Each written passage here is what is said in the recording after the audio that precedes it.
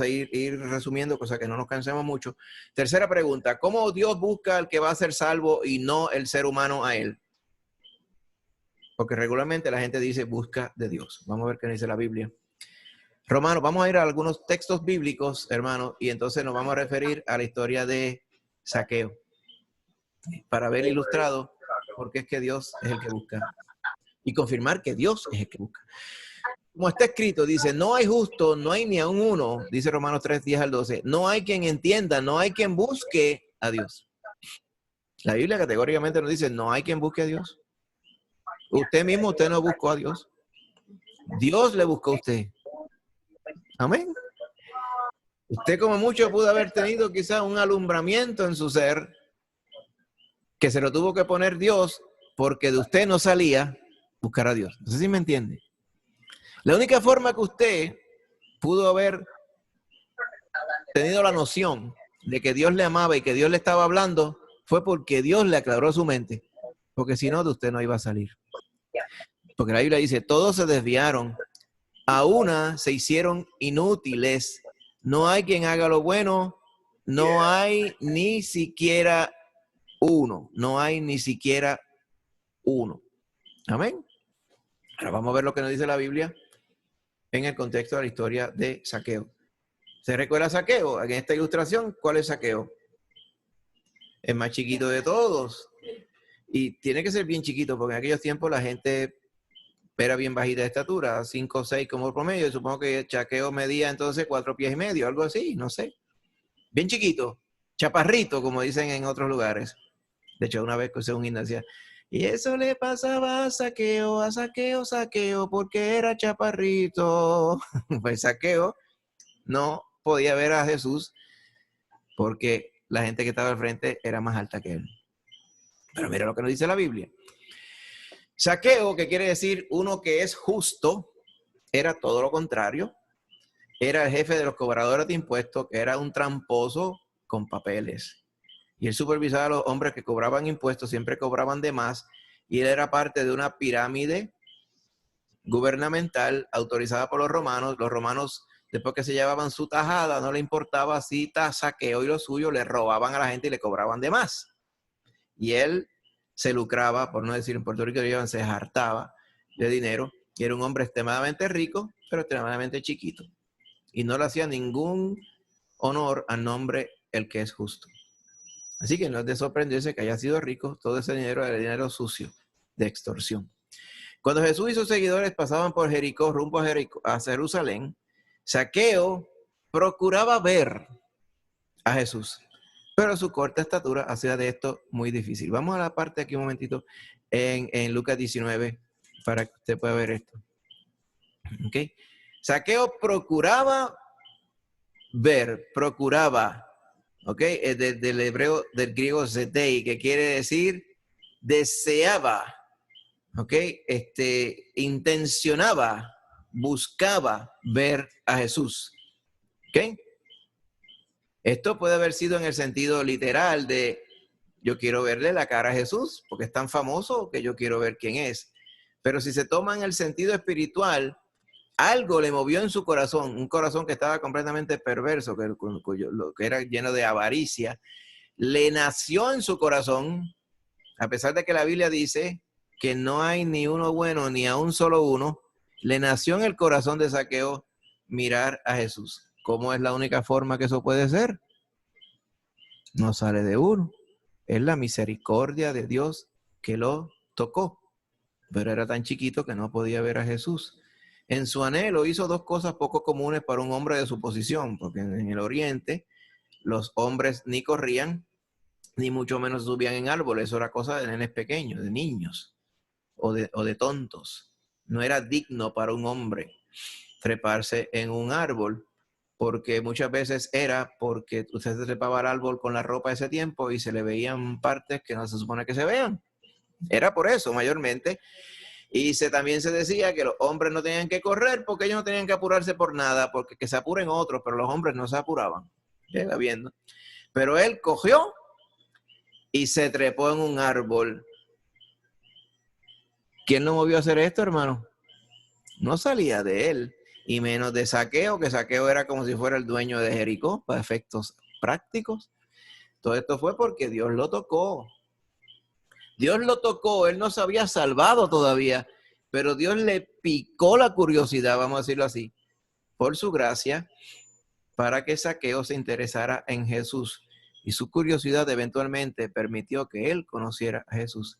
Ahora, miren lo que nos dice la palabra de la historia. Allá estaba Zaqueo trepado en el árbol aquí en esta ilustración.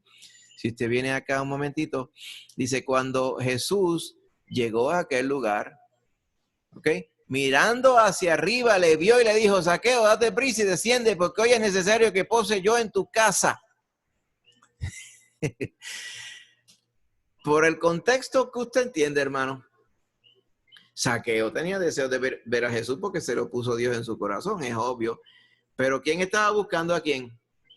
Jesús hizo, Zaqueo, a ti te estaba buscando, vente que hoy voy para tu casa. Eso ilustra literalmente el hecho de que el hombre no hay quien busque a Dios, pero Dios está buscando al hombre para su salvación, hermano. Así que Zaqueo estaba buscando, pero ahora lo habían encontrado a él, es lo que estamos diciendo, en el nombre de Jesús.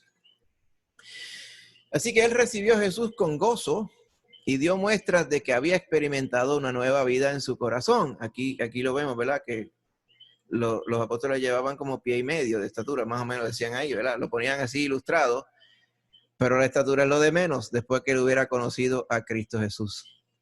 Pregunta, ¿quién es este que está aquí con el gorro de colores? Según las imágenes que hemos estado mostrando los domingos. Pablo o Pedro. Pedro, Pablo. ese mismo, Pedro. Amén, usted lo ve ahí. Y algunos, ¿verdad? Esta pregunta es para puntos extra. En algunas imágenes que presentamos años antes, ¿quién es este que está aquí con la ropa amarilla y verde? ¿El apóstol quién? Este puntos extra. Juan, ese mismo, el apóstol Juan. ¿Okay? Porque en estas diapositivas que usamos, en esta serie de gráficos, siempre utilizaban esa ropa para uno conocerlo. Muy bien. Juan, Pedro y los apóstoles estaban allí. La salvación entonces vino a la casa de Zaqueo debido a que ejerció la misma clase de fe salvadora que Abraham. No fue porque Zaqueo quiso ver a Jesús, fue que Zaqueo creyó en Jesús. Una vez Jesús lo miró y le dijo, Zaqueo, vente que contigo yo tengo un asunto pendiente. Así que el que busca a la gente es Dios mismo. Pero qué gran contraste hay entre la actitud de nuestro Señor hacia Zaqueo, que lo estaba buscando, y la actitud de la multitud. Mira la multitud aquí. Zaqueo contento que había conocido a Cristo y había salvado su alma y habían sido perdonados sus pecados. Y allá en el verso 7 están un grupo diciendo, al ver esto, todos murmuraban diciendo que había entrado Jesús a posar con un hombre pecador. ¿Okay? Para que usted vea, ¿por qué si Jesús estaba allí, solamente uno tuvo la noción de acercarse a él para que Jesús lo buscara y lo conociera, y los otros no lo hicieron? Porque Jesús no tocó el corazón de estos, o si tocó el corazón de estos, ellos rechazaron el toque del Señor Jesús, porque uno puede rechazar el llamado del Señor. Amén. Así que el Señor llama, el Señor es el que busca, el que toma la iniciativa, pero cada uno de nosotros tiene que responder. Lo que le pasó a Zaqueo le puede pasar a cualquier persona que escucha la voz de Dios. Como dice el Señor Jesús, no he venido a llamar a justos, sino a pecadores al arrepentimiento. Gloria sea el Señor. También otra cita de la Escritura dice, en Ezequiel 34:16, el Señor profetizaba y decía, yo buscaré la perdida, estas son las ovejas, la perdida, y haré volver al redil la descarriada, la oveja descarriada. Y vendaré la perniquebrada, la que tiene las patitas rotas, y fortalecerá la débil. Más a la engordada y la fuerte destruiré. ¿Okay? A los que se engordaron con otras cosas que no engordé yo, lo que quiere decir, las apacentaré con justicia. Así que yo buscaré, yo haré volver, yo vendaré, yo fortaleceré. ¿Quién es el que hace las cosas, hermano? El Señor Jesús. Dios mismo hace las cosas. ¿Okay? También vemos la gracia de Dios mostrada en la vida de Pablo. 1 Timoteo 1:13-16 dice, habiendo yo sido antes blasfemo, dice Pablo, perseguidor e injuriador, mas fui recibido misericordia porque lo hice con ignorancia, en incredulidad. Pero la gracia de nuestro Señor fue más abundante con la fe y el amor que es en Cristo Jesús, palabra fiel y digna de ser recibida por todos, que Cristo Jesús vino al mundo para salvar a los pecadores, a su iniciativa, de los cuales yo soy el primero. Pero por esto fui recibido a misericordia, para que Jesucristo mostrase en mí el primero toda su clemencia, como que dice, si me perdonaba a mí, perdonaba a cualquiera, lo que quiere decir Pablo, para ejemplo de los que habrían de creer en él para vida eterna. Pablo está describiendo que quien lo encontró fue Cristo. Usted recuerda la narrativa de Pablo en la conversión. Él iba a destruir a los hijos de Dios. Y el Señor Jesucristo se lo encontró de frente y lo buscó. Cristo buscó a Pablo, no Pablo a él.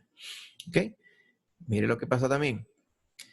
Nadie puede acercarse a Dios si no es por la obra de Cristo. Dice Hebreos 7:25, dice, por lo cual puede salvar también perpetuamente a los que por él se acercan a Dios, viviendo siempre para interceder por ellos. ¿Cómo es que uno se acerca a Dios?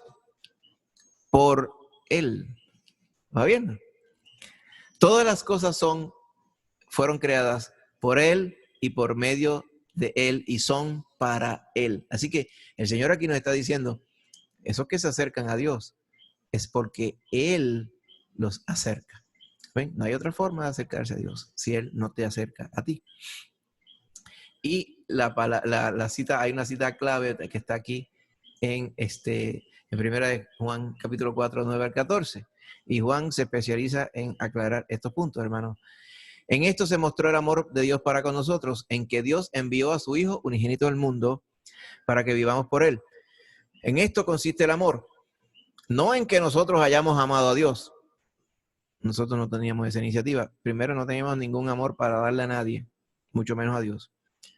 Sino en que Él nos amó a nosotros y envió a su Hijo en propiciación por nuestros pecados. Amados, si Dios nos ha amado así, o sea que Él nos buscó y nos amó primero, debemos también nosotros amarnos unos a otros. Nadie ha visto jamás a Dios. Si nos amamos unos a otros, Dios permanece en nosotros y su amor se ha perfeccionado en nosotros. En esto conocemos que permanecemos en Él y Él en nosotros, en que nos ha dado de su Espíritu.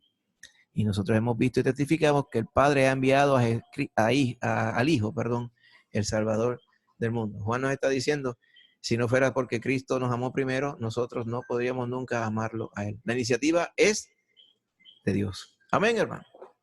Espero haber contestado con esto la pregunta. Así que cuando alguien dice, busca de Dios, hay una buena intención. Pero esa persona no va a buscar de Dios ni a Dios a menos que el Señor lo toque y Él responda al toque de Dios.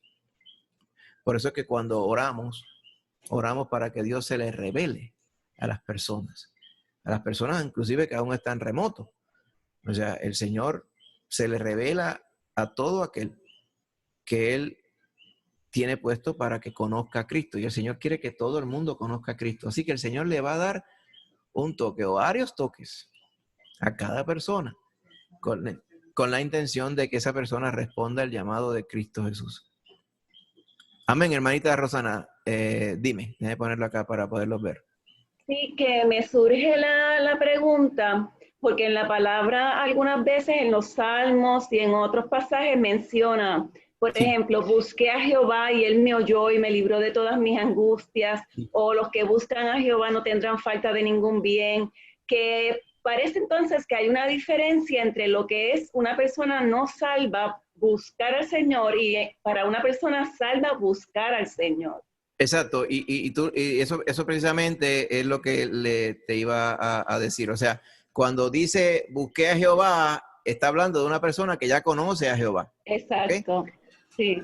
Como por ejemplo, David, ¿verdad? Sí. Por ejemplo, mira, Salmo 40 dice, pacientemente esperé a Jehová. O sea, ¿quién va a esperar en Jehová a no ser que haya creído en Jehová ya? ¿Okay? Exacto. Y se inclinó a mí y oyó mi clamor. O sea, ¿de qué forma me nace a mí clamar a Jehová a menos que yo crea que Jehová me puede contestar? O sea, ¿cuál es la única probabilidad? Pues que David ya conocía a Jehová. Pues claro que conocía a Jehová, porque Dios había estado con él desde el principio. Pero es así, o sea, y esto está en el trasfondo de todos los versos de este salmo. Por ejemplo, cuando dice en el verso 4, dice, bienaventurado el hombre que puso en Jehová su confianza. Bueno, ¿cómo es la única forma que alguien puede poner en Jehová su confianza? Pues cuando Jehová lo ha tocado, amén, Dios lo ha tocado y él ha creído en Dios para salvación y para que sea hecho justo.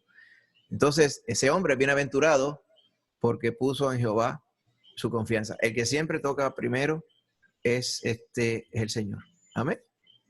Es así.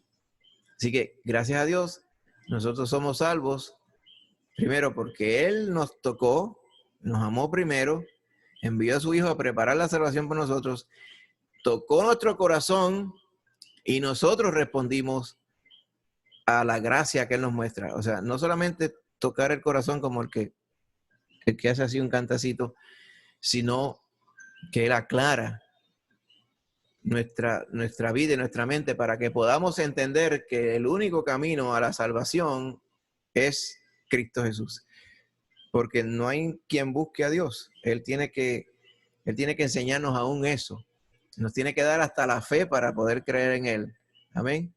Si no, no hubiera ninguna esperanza. Por eso es que también, y vamos a tener un estudio sobre este también, sobre el asunto del calvinismo, ¿verdad? Y el calvinismo en muchas áreas tiene errores, en otras áreas no, así, o sea, no todo es un error. El calvinismo hace mucho énfasis sobre la gracia de Dios. Solamente que hay algunos que se van al extremo y dicen que la gracia de Dios es irresistible. O sea, que Dios salva aún a aquellos que no se quieren salvar. Y eso es un error bestial. ¿Ok? Para salvarse hay que querer salvarse. Lo que pasa es que yo no me puedo salvar a mí mismo. Ahora, si yo me quiero salvar, ¿cómo me nace a mí que yo necesito salvarme? Porque yo soy tan malo, ¿verdad? Y tan arrastrado que a mí no me nacería que yo necesito salvarme. Es más, no me nace ni que soy malo. La gente piensa que están bien. Cuando nosotros no tenemos a Cristo, está todo bien. Lo que están mal son los aleluyas, esos que los tienen amarrados allá. ¿Se entiende? ¿Cómo le nace a uno que uno está mal? ¿Quién convence a uno de pecado? El Espíritu Santo dice, convencerá al mundo de pecado, de justicia y de juicio. Amén. Así que el Espíritu Santo es el que convence a uno. Pero entonces uno tiene que tomar la decisión por Cristo Jesús. Y así que por todos lados que usted busca, hermano, no solamente en los versos que hemos leído, usted va a encontrar que el Espíritu Santo de Dios es el que nos toca. El Señor lo hace por su gracia. Pero nosotros podemos resistir la gracia de Dios. ¿Cómo? Pues que Dios te toque en su gracia y tú digas, no, thank you, no quiero. ¿Ves? Y al decir no quiero, pues estás rechazando la salvación de Dios. ¿Podría el Señor darle una oportunidad nuevamente o varias oportunidades más? Pienso que sí. ¿Cuántas oportunidades da el Señor? No sabemos, la Biblia no dice. Pero así la Biblia sí dice, si escucháis hoy su voz, no endurezcáis vuestros corazones. Amén. Ese es el consejo que le da a todo el mundo. Por eso cuando hacemos un llamado, cuando predicamos en la iglesia, hacemos un llamado. Damos la oportunidad de que cualquiera venga y pase, ¿verdad? Revista en su vida y diga, yo quiero creer en Cristo Jesús para salvación. Implicando que el Señor Jesús, si está hablando su palabra, pues está tocando las almas. Pero el llamado lo hacemos bien breve, porque, hermano, el que Cristo lo toca y cree en Cristo Jesús, se tarda un nanosegundo en salir volando y caer atrás y romperse los dientes en el frente, en el púlpito allí, ¿me entiendes? Porque eso no es suave, eso es, ¡uy, yo me voy a salvar! Cállese, pastor, que me quiero salvar ahora. Por eso el llamado no puede ser 1 hora, dale ahí, tócate una musiquita acá, y no, eso no es psicosomático, hermano, esto es, te metes de cabeza con Cristo. Por eso es que este asunto hay gente que dice, yo voy con Cristo poco a poco, con la emergencia puesta. Yo, ¿qué es eso? ¿Qué es eso de que con la emergencia puesta con Cristo? Sí, con Cristo vino para resolver tu emergencia de condenación. ¿Cómo te va con la emergencia puesta? Esas personas no han conocido a Cristo Jesús. O sea, están en la noción, pero están batallando contra la gracia de Dios. Muchas veces porque tropiezan con la palabra, porque pretenden imponerle condiciones a Cristo, un reo de muerte, imponiéndole condiciones al que lo puede salvar o lo puede condenar. ¿Está viendo? Esa es la noción que a veces de confusión le viene a la gente, porque la gente, nadie busca a Dios a menos que Dios los busque a ellos. Amén. Hermano, yo no sé si esto contesta la pregunta, pero si acaso después surgieran preguntas adicionales, pues las miramos también.